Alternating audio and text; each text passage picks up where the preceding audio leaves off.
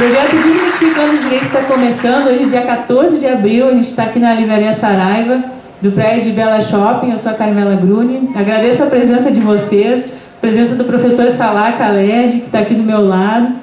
Hoje a gente vai estar debatendo a busca da verdade no processo penal.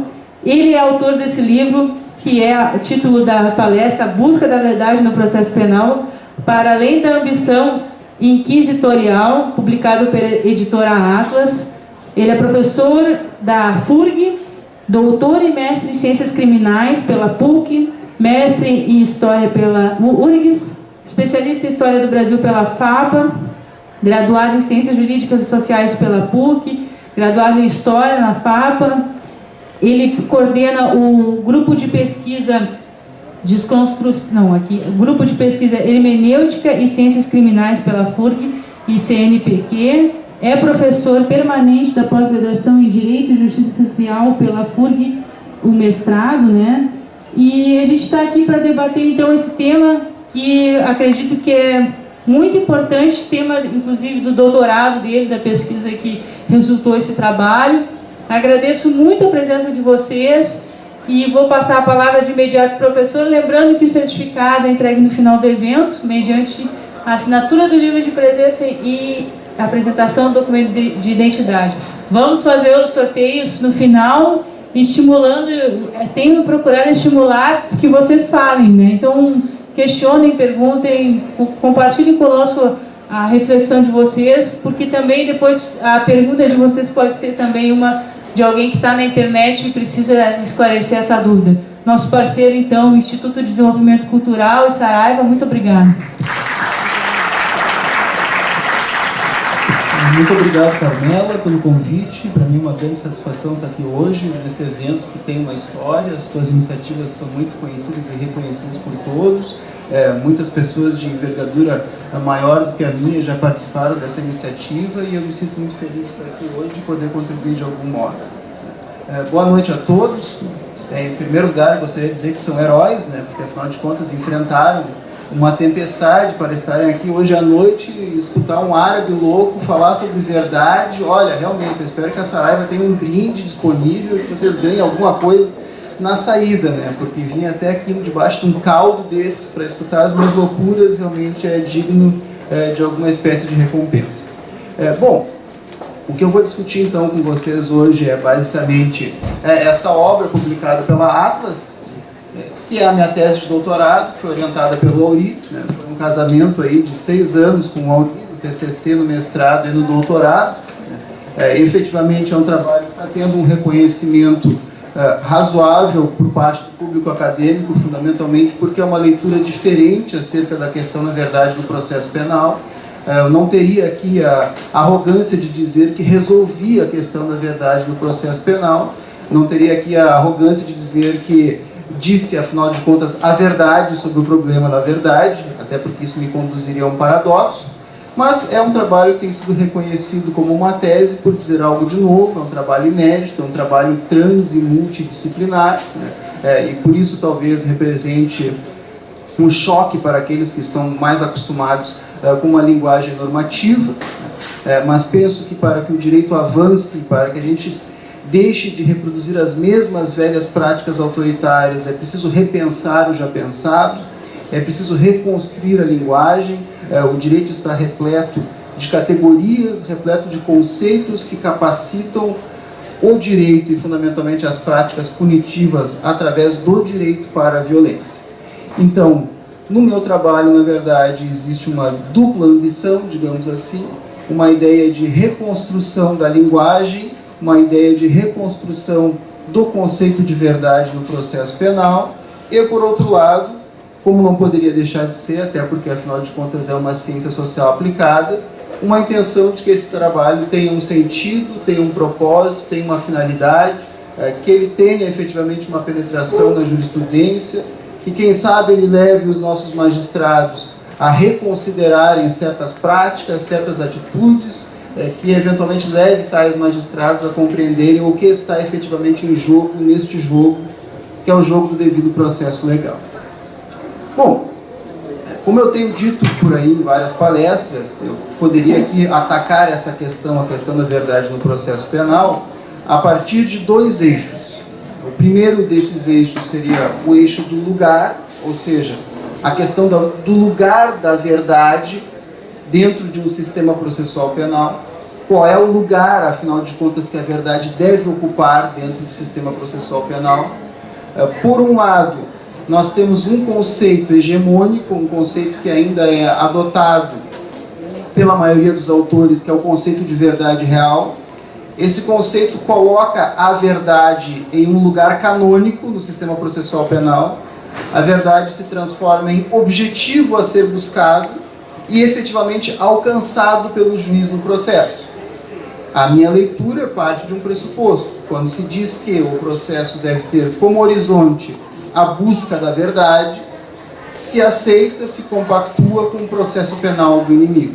É justamente contra isso que eu me insurjo. Portanto, uma verdade que ocupe um lugar canônico, um lugar hegemônico, não me interessa. Por outro lado, a expulsão pura e simples da verdade também não seria interessante. Por isso eu digo, e talvez se isso não parece tão claro inicialmente ao longo da palestra, eu espero que fique, que a verdade no processo penal é uma questão de lugar. Quem percebeu isso foi Rui Cunha Martins, e eu usei essa intuição do Rui como uma forma de repensar o lugar da verdade no processo. Por outro lado, a questão da verdade no processo penal não se trata e não se reduz unicamente a uma questão de lugar. Ela também tem um elemento de crença, um elemento de aposta, um elemento de fé. Se esse conceito, a verdade real, permanece sendo um conceito hegemônico, se esse conceito, embora pertencente a uma estrutura argumentativa que nos remete à Inquisição, ainda permanece sendo um conceito aceito, é porque as pessoas acreditam nele. E acreditam nele por convicções científicas, que devem ser objeto de uma desconstrução, como acreditam nele também porque esse conceito efetivamente possibilita, autoriza um conjunto de práticas punitivas que eu defino como autoritárias.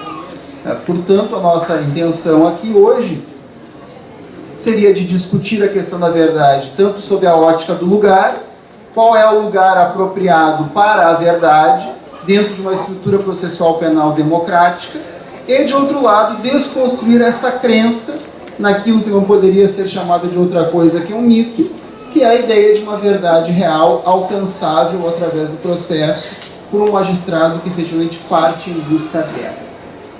E quando eu digo que eu tenho uma intenção de desconstrução dessa ideia de verdade, tanto sob o aspecto de crença quanto sob o aspecto de lugar, eu digo que eu, enquanto jurista, rejeito um processo penal do inimigo que remete à Inquisição, processo penal que ainda permanece sendo, talvez, o processo penal dominante para a maioria dos nossos operadores do direito, e defendo um outro processo penal.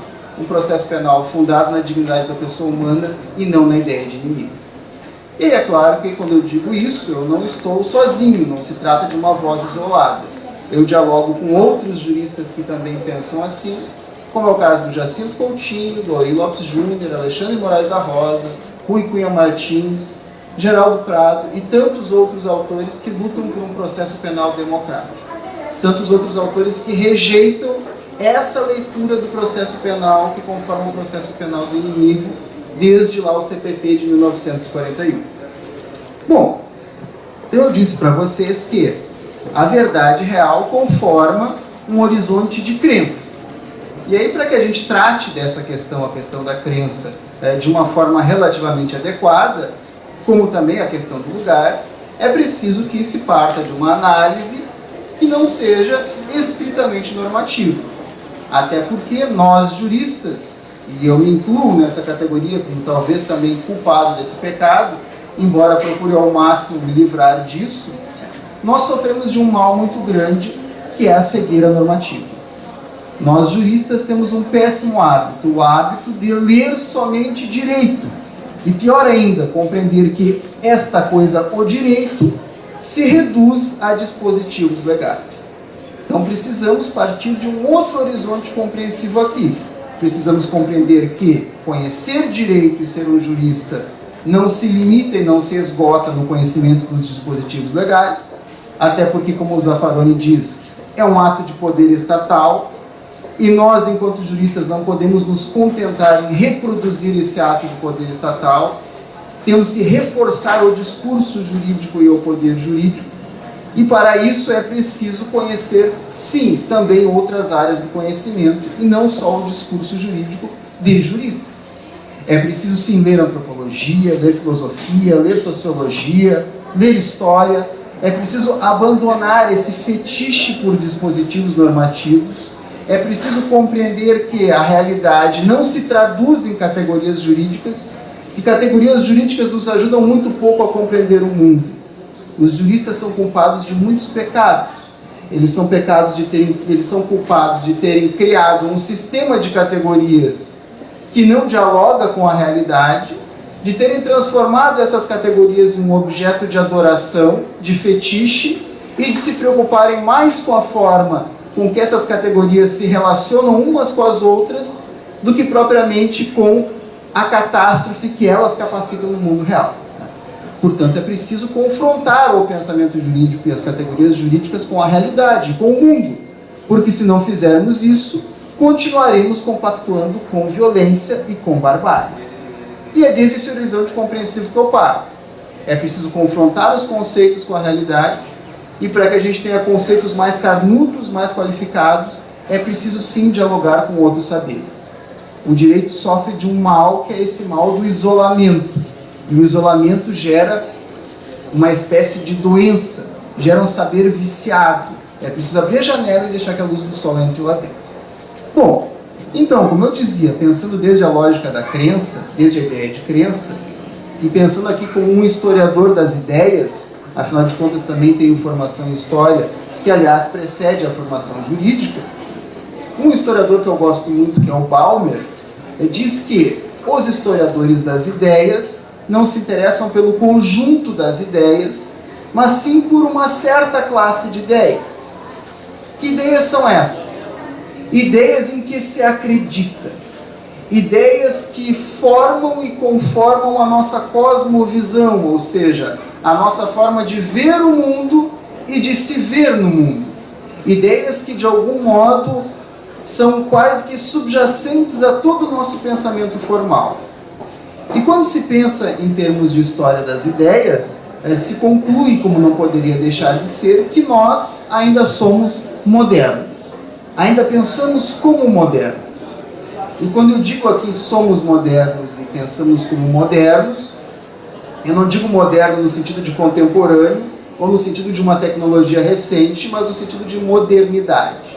Eu digo moderno no sentido de um conjunto de atitudes específicas, um conjunto de ideias que surgem fundamentalmente no século XVII e que conformam essa cosmovisão que é a cosmovisão moderna, que parte de um conjunto de postulados, como, por exemplo, a crença na razão, a crença no método, a capacidade para que um sujeito do conhecimento consiga delimitar um dado objeto e, desde a delimitação desse objeto, anular a sua própria condição de sujeito, de ser humano, anular a sua própria história, anular tudo aquilo que me faça lá e, portanto, diferente de vocês, enquanto Marcelos, Joãos, Adrianas, ou seja lá o que for.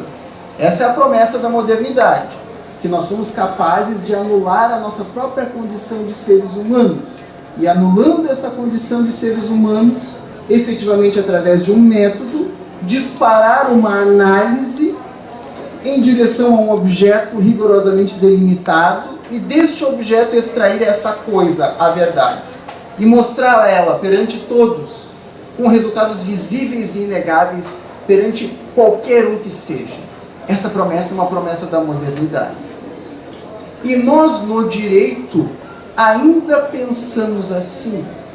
Ainda pensamos de acordo com esse parâmetro de conhecimento, o parâmetro de conhecimento moderno, que é baseado na matemática, que era tida como a mais perfeita das ciências, e que assim era compreendida por Descartes, e por isso ele se valeu da matemática e usou a matemática como inspiração para o seu método.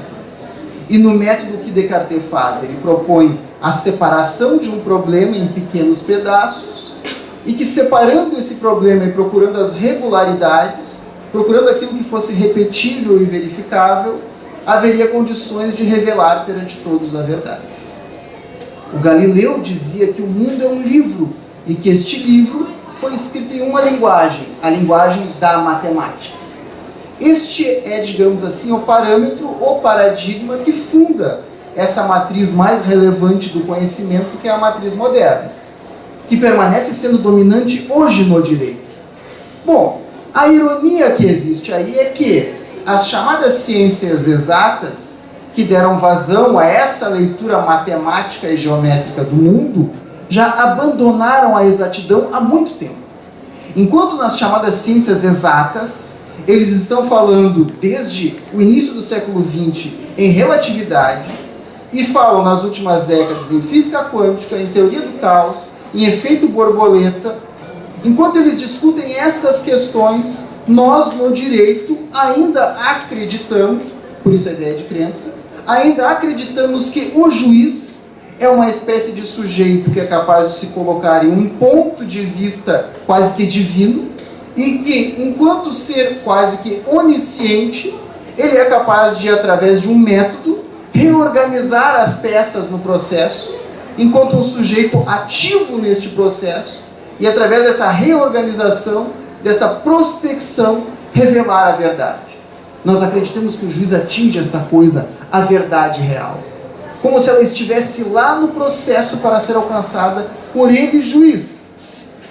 Como se o juiz fosse Jack Sparrow no Piratas do Caribe, e ele tivesse um mapa do tesouro, e bastasse encontrar o lugar onde está o X, e ir lá com a sua pá e desenterrar o tesouro perdido. Encontrei a arca e aqui está ela, ou aqui está o Pérola Negra. Isso é loucura, isso é insanidade. Mas eu não falo somente em epistemologia quando eu digo isso. Quando eu falo nessas questões e quando eu digo que nós ainda estamos presos a uma matriz de conhecimento cujo prazo de validade já superou, eu não estou apenas me insurgindo contra uma estrutura de pensamento arcaica, contra uma estrutura de pensamento que se recusa a dialogar com outros saberes. Não, eu estou me insurgindo contra uma estrutura de pensamento que capacita o processo penal para o extermínio do acusado. Eu estou me insurgindo contra uma estrutura de pensamento que maximiza a seletividade do sistema penal. Eu estou me insurgindo contra uma estrutura de pensamento que rompe completamente com o processo penal democrático, que permite que o juiz interfira na gestão da prova e que, portanto, se desloque do lugar de terceiro imparcial que é imposto a ele por uma estrutura acusatória e que, efetivamente, ele, juiz, se comporte como se fosse acusador. Sim, estou falando de processo penal do inimigo, que permanece vivo. A Inquisição é uma questão de intensidade. Desde o século XIII, nós vivemos e respiramos ares inquisitórios. Talvez, hoje em dia, nós não tenhamos um inquisitorialismo tão intenso quanto aquele. Talvez, hoje em dia, nós não tenhamos bruxas sendo queimadas em fogueiras, e acusados transformados em objetos, sendo torturados para que a verdade seja extraída deles no processo. Talvez nós não tenhamos isso, de fato, e não temos. Por isso nós podemos dizer com segurança que o apogeu do esplendor inquisitório faz parte de um passado distante. Mas isso não significa que as suas luzes se apagaram. Pelo contrário, o meu ponto aqui consiste na consideração e na percepção de que entre aquele sujeito ou inquisidor que no passado e no auge do inquisitorialismo do século XIII ao século XIX, aquele sujeito que extraía uma verdade à força mediante tortura e que tinha, digamos assim, a sua autoridade dada por um conjunto de saberes teológicos, entre esse sujeito e um juiz que hoje acredita, pensa que efetivamente detém poderes divinos, que efetivamente supõe que o processo é um jogo no qual ele não é árbitro, mas sim pode se tornar participante quando considerar interessante. Entre aquilo e o que nós vivemos hoje não existe uma relação de distanciamento. Entre juiz inquisidor e juiz que acredita que a verdade real deve ser buscada no processo penal, não existe uma relação de distanciamento. Existe uma relação de aproximação. Existe uma relação de continuidade. O que nós temos são, digamos assim, traços inquisitórios revestidos com o lustro de cientificidade. Precisamos abandonar essa estrutura de pensamento. E isso é para ontem. Precisamos repensar essa estrutura de pensamento ou continuaremos capacitando o processo penal para o extermínio dos acusados. Claro que vocês não devem assumir tudo que eu digo como a expressão de uma verdade acabada. E nem é essa a minha intenção. Existe uma parcela significativa da doutrina que é composta por autores que eu não citarei aqui, mas que eu digo claramente para os meus alunos lá de direito penal, ou de sistemas processuais penais, ou de criminologia. São autores que não devem ser lidos. Não os leiam. Não os leiam porque o prazo de validade deles já expirou. Se é que lá na sua gênese não eram obras com qualidade discutível, mas hoje o prazo de validade está expirado. Não leiam esses caras.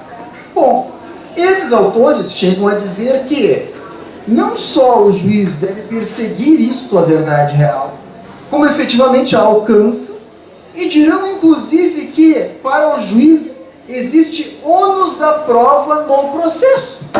Ônus da prova para o juiz. Isto é insanidade.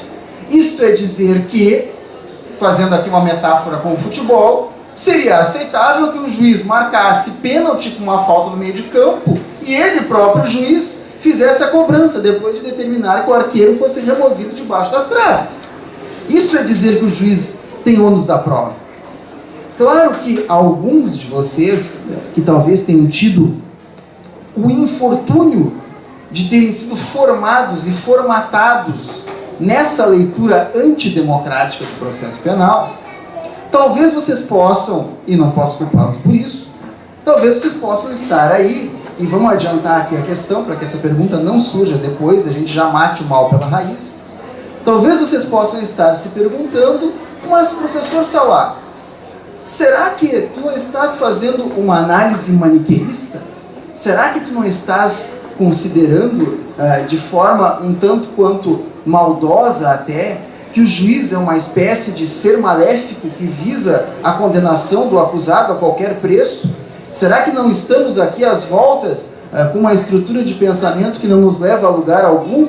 E quanto àqueles casos em que o juiz busca a verdade no processo para o bem do acusado?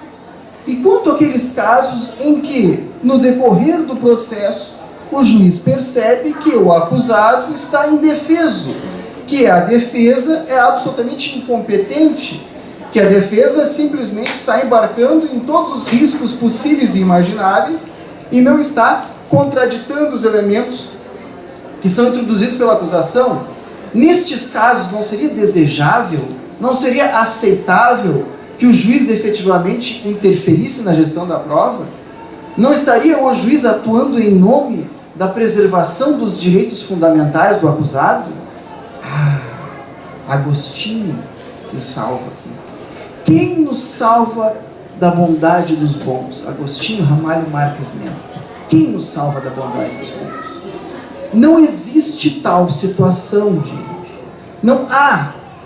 E aqui vamos relembrar para aqueles, mesmo aqueles que tiveram o infortúnio de terem sido formatados por uma estrutura de pensamento que mata o próprio pensar, que é aqueles autores que eu digo não leiam, mesmo para vocês que leram o N, o C e o D, tá? Mesmo para vocês que leram esses autores, mesmo para vocês, todos vocês sabem que o indúbio pro réu é um princípio do processo penal. Todos vocês sabem disso. Não há quem não saiba.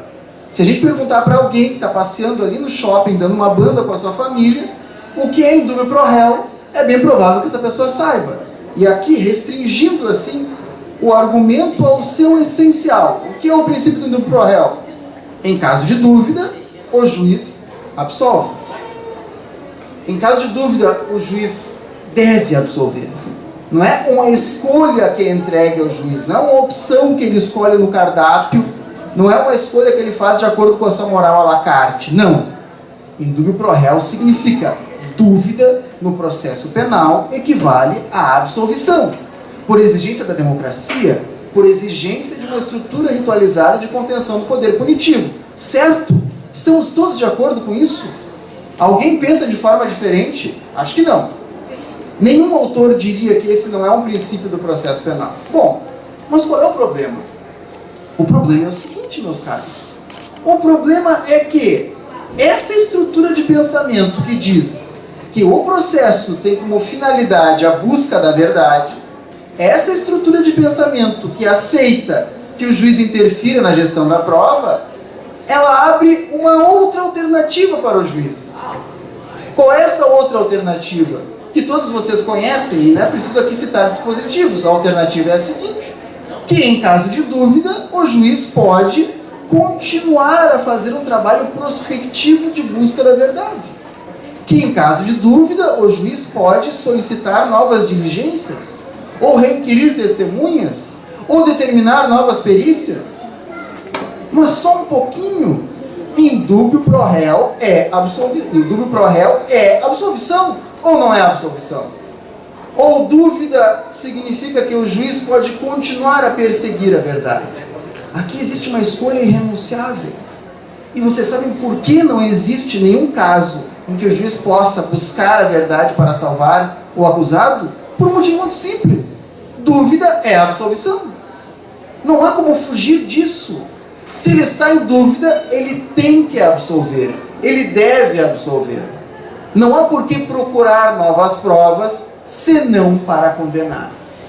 Quando o juiz se comporta dessa forma, quando diante da dúvida ele não absolve, mas sim permanece buscando a verdade, porque pensa que essa é a sua função como uma espécie de vingador social, quando isso acontece, nós exterminamos o processo penal democrático. Não basta, como dizem esses autores defasados e superados, dizer que, no Brasil existe uma separação de funções de acusar e julgar, porque existe um acusador que é distinto do juiz ou Ministério Público, e portanto o processo é acusatório. De que adianta termos uma separação inicial de funções, se no decorrer do processo é aceitável que o juiz se comporte como acusador? De que adianta essa separação inicial de funções, se no decorrer do processo o juiz pode assumir o lugar de acusador e partir em busca de uma prova cujo sentido não é outro que a condenação? Está liquidado, morto e destruído o processo penal democrático. E isso é inaceitável. Os autores que ainda pensam dessa forma reproduzem como se fossem as próprias escrituras sagradas a exposição de motivos do Código de Processo Penal de 41, do então ministro Francisco Campos. Eles a reproduzem como se fosse uma espécie de dogma acabado e inatacável. E lá na exposição de motivos do Francisco Campos, que convenhamos, estamos falando do CPP, de 41, qual era a realidade política do Brasil em 41?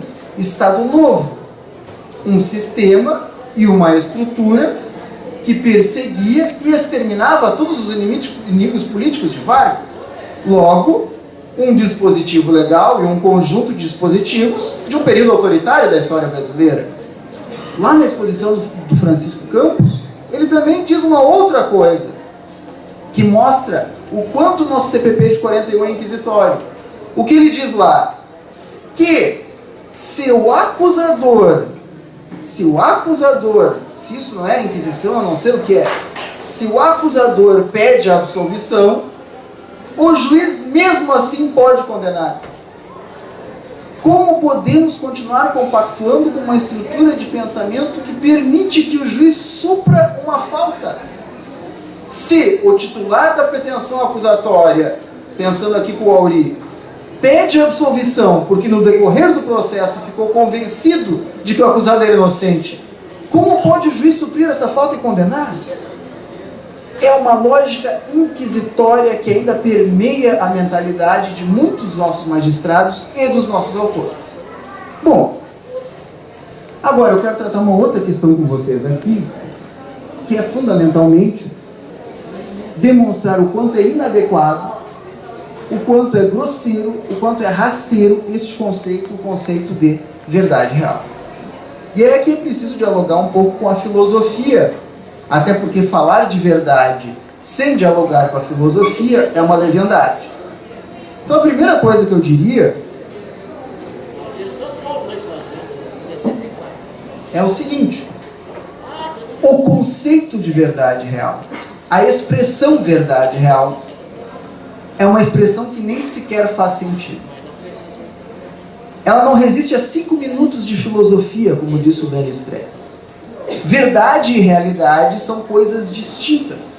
Elas não podem estar na mesma expressão. Quando eu digo verdade real, o que eu estou tentando dizer, mas não digo, por isso digo conceito inadequado, é que existe uma verdade, ou seja, um juízo acerca de algo que é externo a este juízo, que é a realidade. Ou seja, um juízo de alguém que diz que a coisa externa ao meu pensamento, o copo, será verdadeiro se isto for um copo. Verdade correspondente ao real. Correspondência entre um juízo feito por alguém e uma realidade que é externa a esse alguém. Verdade correspondente ao real. Aí, pelo menos, o conceito faz sentido. Verdade e realidade são coisas distintas. Bom, dito isso, grande parte do nosso problema consiste na incompreensão de que o processo não é uma espécie de laboratório da história, que é pilotado por um sujeito ou juiz. A lógica é outra. O processo não é um experimento através do qual eu posso demonstrar que a água ferve em uma dada temperatura e reproduzir esse experimento em qualquer lugar do mundo, porque ela sempre ferverá na mesma temperatura. Não. O problema é de outra ordem. Como que eu ataquei esse problema? E aqui eu pedirei a vocês que já foram heróis, vindo até aqui debaixo desse dilúvio, que se libertem das amarras da preguiça mental que o direito nos impõe, porque a leitura e a formação jurídica muitas vezes nos emburrece, e que façam uso do poder de abstração de vocês, que com certeza ainda existe e está aí dentro de vocês, e não foi morto completamente por uma formação jurídica, que muitas vezes é dedicada somente à reprodução do mesmo. Ainda mais hoje em dia, quando se ensina direito, muitas vezes com esquematizados, descomplicados e classificados. Classificado aquilo que o cara vai ler na última hora no chuveiro antes de fazer a prova, no desespero total. Bom, mas ainda existe dentro de vocês a capacidade para reflexão, porque afinal de contas são humanos e é isso que nos torna humanos, a capacidade de ir para além do mesmo. Heidegger, que é a minha matriz filosófica inicial para tratar da questão da verdade, disse o seguinte: ele disse que o passado deveria nos causar perplexidade. O que Heidegger quis dizer com isso? Usando aqui o exemplo do Heidegger, Heidegger diz que quando eu tenho em mãos um pedaço de um templo grego, eu não digo que tenho em mãos um pedaço do passado. Sim, nós pensamos dessa forma. Tenho em mãos um pedaço do passado. Mas este pedaço do passado que eu tenho em mãos, este resto daquilo que foi do templo grego, ele não é o todo. Ele é apenas aquilo que restou. O todo está para além do meu alcance. Eu não só não tenho o templo grego todo em minhas mãos, como fundamentalmente não tenho o mundo que produziu aquele artefato cultural que é o templo grego. Então eu tenho uma presença, o pedaço do templo grego, e ao mesmo tempo eu tenho uma grande falta.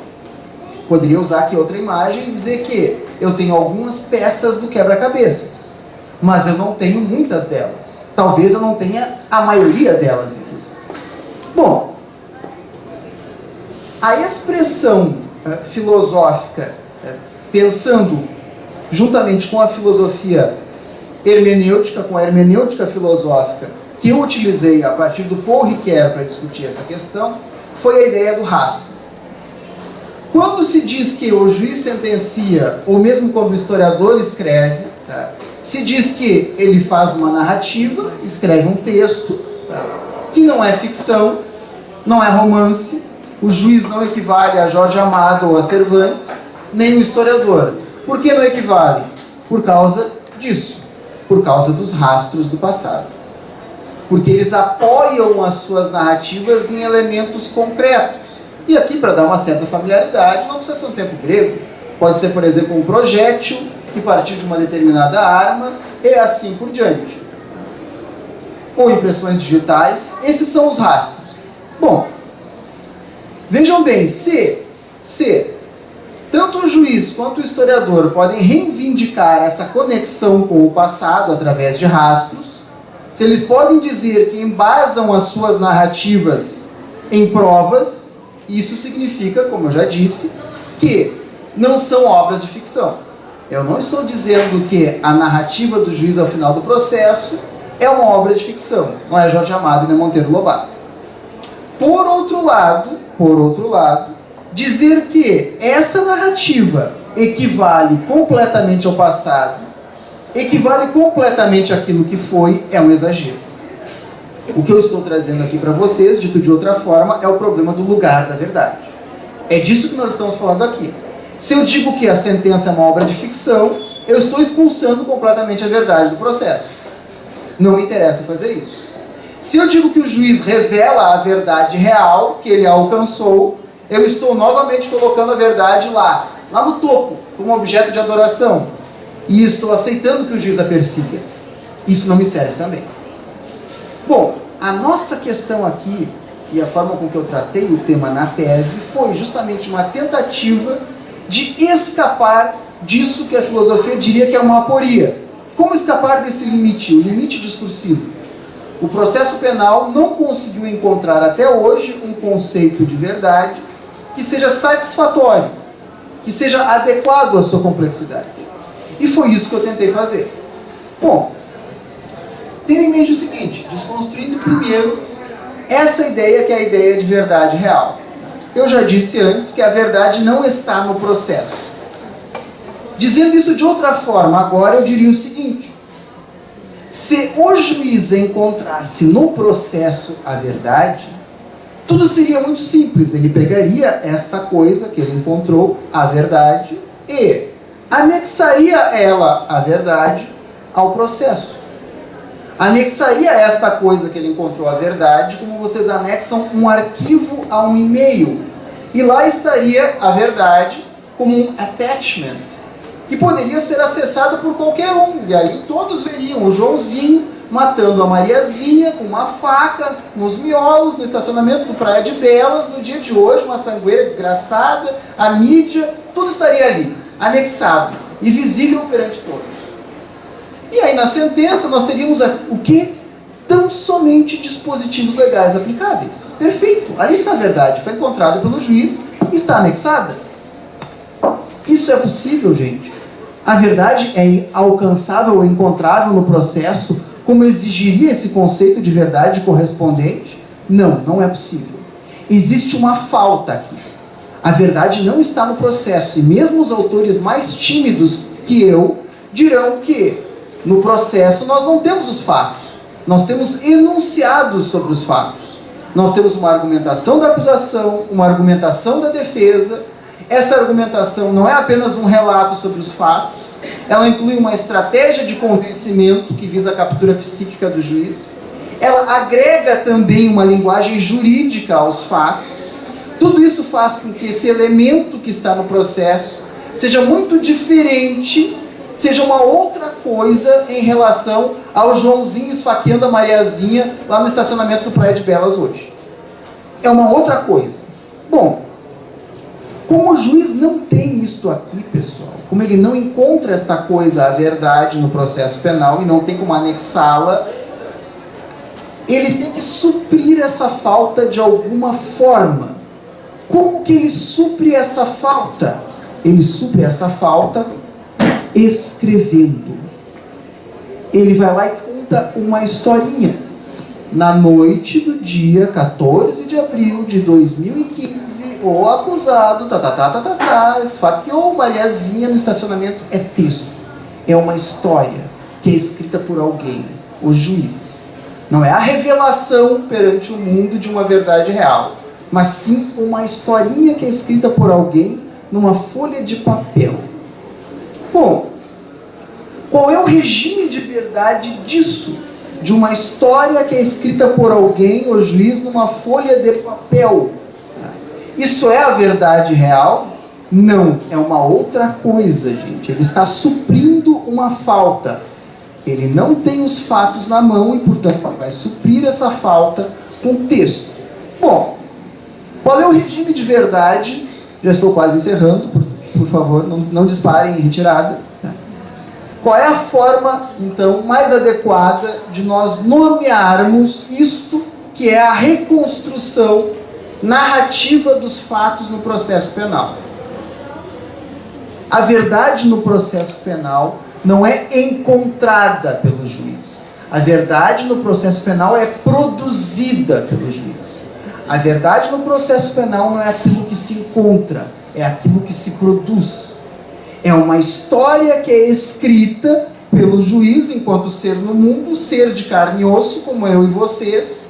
Uma história em que ele externa narrativamente a sua convicção e diz que, sim, o acusado, para efeito da sentença condenatória, é de fato responsável pelos fatos que lhe são imputados, o fato é típico, antijurídico e culpável. Bom, qual é o regime de verdade adequado para isso? Eu sustento que é o da analogia. Analogia, Salá. Tu nos manteve aqui até essa hora, sabe-se lá que dilúvio está caindo na rua, para falar em analogia. Explico o que eu quero dizer com isso. Vocês, juristas, sabem o que é uma analogia. Diante de uma dada situação concreta, eu não tenho o dispositivo que eu preciso para tratá-la adequadamente. Como eu não tenho esse dispositivo, como eu tenho essa falta, o que eu faço? Eu procuro no ordenamento jurídico um outro dispositivo, eu uso aquele outro dispositivo como se fosse o que eu preciso, mas não existe. Como se fosse. Ser como e não ser. Estão entendendo? A relação é de substituição e não de correspondência. Bom, eu esclareço isso de uma outra forma agora que todos entenderão, caso não entenderam ainda. Eu sou um técnico de um time do interior. O meu time é formado por um bando de toscos. Os caras não jogam nada. Eles chutam mais uns aos outros do que a bola. Mas como eu sou um cara ambicioso e quero ser um grande técnico e ganhar uma fortuna, eu quero que o meu time jogue com o esquema tático do Barcelona. O esquema tático do Barcelona?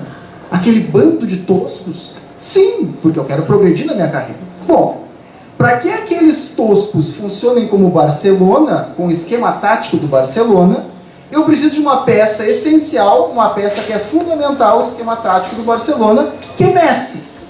Não tenho Messi, tenho uma falta. O que eu faço como não tenho Messi? Procuro, no meio das minhas opções, no meio daqueles toscos, qual o jogador que mais se assemelha a Messi. E vou utilizar este jogador que se assemelha a Messi como se fosse Messi. Como se fosse. Mas ser como Messi não é ser Messi. Vocês estão entendendo como a relação é de substituição? Do mesmo modo que eu digo, como o juiz não tem os fatos, ele vai escrever uma historinha. Sempre que nós condenamos analogicamente. E o que significa dizer isso? Significa dizer que, se a verdade no processo penal é produzida analogicamente pelo juiz, isso significa dizer que em toda condenação, toda e qualquer condenação, mesmo naquela condenação que aparente ser mais inequívoca, mesmo naquela condenação que aparente destruir de forma irremediável a presunção de inocência do acusado, mesmo nesta condenação, sempre restará um nível irredutível de incerteza. Sempre restará um nível irredutível de dúvida. porque é insuperável a distância que nos separa do passado, e a possibilidade de que nós tenhamos condenações equivocadas é gigantesca. E a grande ironia que consiste no fato de que, quando nós dizemos que o juiz pode e deve perseguir a verdade, nós estamos maximizando a quantidade de condenações equivocadas. Nós estamos apostando em uma estrutura que já foi historicamente demonstrada como apta à produção de erros, porque gera o primado da hipótese sobre os fatos, porque a nossa consciência nos é opaca. Gente, quando eu falo em imparcialidade, eu não estou falando de uma imparcialidade da pessoa do juiz. Nós não temos como saber se alguém é imparcial, quando esse alguém é imparcial e o quanto ele é imparcial. Não temos como saber. Nós precisamos de uma estrutura processual penal que fixe o juiz em um lugar de imparcialidade. Nós precisamos de uma estrutura processual penal pautada pelo devido processo legal, paridade de armas, regras do jogo, e que, observando essas regras, o juiz não interfira na gestão da prova. É disso que nós precisamos, imparcialidade como um atributo sistêmico. O juiz não interfere na prova porque o sistema acusatório não permite que ele o faça. Porque o sistema acusatório e democrático não permite que ele o faça. E uma última provocação aqui seria também a seguinte: todos vocês, estudantes de direito, aí sabem que o direito penal não admite analogias criminalizantes. Todos vocês sabem disso. Por outro lado, vejam bem, todas as nossas condenações, pelo menos é o que eu sustento, são analógicas. Claro que não se trata da mesma coisa, alguém me dirá, eu já me adianto o questionamento. Mas, se uma instrumentalidade processual penal deve ter o seu sentido demarcado pelo direito material ao qual ela está conectada, e é tudo isso que se defende, que o processo penal seja pensado de acordo com categorias condizentes com a sua complexidade, e logo, adeus teoria da gambiarra processual, adeus TGP. Se uma estrutura processual penal deve ser pensada de forma conectada ao direito material, ao qual ela se conecta, sim, há uma provocação pertinente aí quando eu digo que as condenações são analógicas. Claro que, e aqui eu me conecto com o Auri, e pago um certo tributo ao orientador, quando ele diz que a verdade é contingente. Sim, ao final do processo pode ser que a condenação seja acertada. Pode ser que quando se condena, realmente a decisão seja acertada e de fato o Joãozinho tenha enfiado uma faca no melão de Mariazinha no estacionamento do Praia de Belas na noite de hoje. E quando se condena corretamente. E não se está se falando aqui em não condenar. Embora, diga-se de passagem, o próprio Ferraioli, que foi muito mais tímido que eu, tenha dito que se as condições de verdade do processo penal fossem seguidas à risca, isso implicaria na paralisia de toda a jurisdição penal. Quem dirá com o que eu digo? Mas sim, fechando a conclusão, pode ser que a condenação seja acertada ao final, mas existe uma chance imensa de que ela não seja. E nós temos e precisamos ter uma estrutura que efetivamente obedeça aos rigores da forma, do devido processo legal, que esteja pautada por uma leitura em conformidade constitucional do processo penal, para que tenhamos um processo penal não mais do inimigo, mas sim um processo penal democrático, fundado na dignidade da pessoa humana. Obrigado pela paciência, gente. Foi um prazer ter estado aqui hoje.